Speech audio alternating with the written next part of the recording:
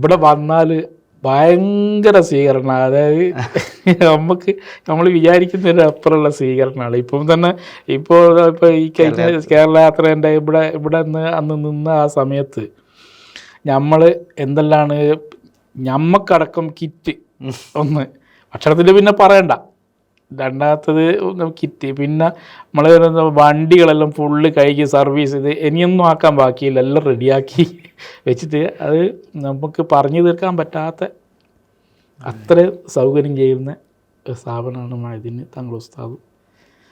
പിന്നെ ഇവിടെ മഅദിൻ്റെ പറയുകയാണെങ്കിൽ മഅദിന് പിന്നെ തങ്ങളിപ്പോൾ ഇവിടെ പിന്നെ വേറൊരു സ്ഥലത്ത് നിന്ന് ഇവിടത്തേക്ക് മാറിയല്ലോ, കോണംപറന്ന് ഇവിടുത്തെ മാറി ആ സമ്മേളനത്തിന് ഞാനുണ്ട് ഇവിടെ. ഉസ്താദാണ് അന്ന് ഇവിടെ പ്രസംഗിച്ച്. ആ പ്രസംഗിക്കുമ്പോൾ ഞാനുണ്ട്, ഉസ്താദിൻ്റെ കൂടെ ഞാനുണ്ട്. ഇവിടെ സ്ഥാപിക്കുന്നത് ആ സമയത്ത് ഞാൻ ഉസ്താദിൻ്റെ കൂടെ ഉണ്ട്. അന്നത്തെ അന്നേ ചേർന്ന് നിൽക്കുന്നുണ്ട്. അന്നൊരു സൂമോ ആയിരുന്നു, ടാറ്റ സൂമോ, AC ഒന്നും ഇല്ലാത്തൊരു ടാറ്റ സൂമോ. ഞങ്ങൾ അതില്ലാത്ത യാത്രയില്ല, ഒരു വിഷമം കാണുമ്പോൾ. പിന്നെ അന്ന് എനിക്കൊരു അനുഭവം ഉണ്ടായി. അതായത് ഞാൻ പരിപാടിക്ക് വന്നാൽ പിന്നെ തിരിച്ചു പോകേണ്ടതുകൊണ്ട് നമ്മൾ കുറച്ച് ഉറങ്ങും വണ്ടിയിൽ.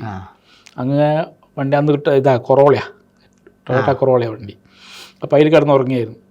ഉറങ്ങിയപ്പോൾ ഇവിടുന്ന് പരിപാടി കഴിഞ്ഞ് ഭക്ഷണത്തിന് വിളിച്ചപ്പോൾ ഞാൻ എന്ത് ചെയ്തു, വണ്ടിയുടെ ഡോറടിച്ച് ഭക്ഷണം കഴിക്കുന്നു, താക്കോലുള്ളിലായി.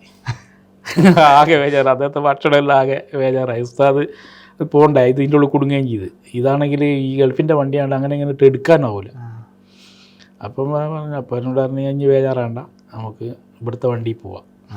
അങ്ങനെ ഞങ്ങൾ ഉസ്താദിനെ കൂട്ടി ഇവിടുന്ന് കുറ്റ്യാടിക്ക്, ഇവിടുത്തെ സൂമോയിൽ കുറ്റ്യാടിക്ക് പോയി. എന്നിട്ട് കുറ്റ്യാടിക്ക് പോയിട്ട് അവിടെ വേറെ ചാവിയുണ്ട്. ആ ചാവി എടുത്തിട്ട് ആ വണ്ടി തന്നെ ഞാൻ തിരിച്ചു വിടാൻ വന്നിട്ട് ഇവിടുന്ന് വണ്ടി എടുത്തു പോയി.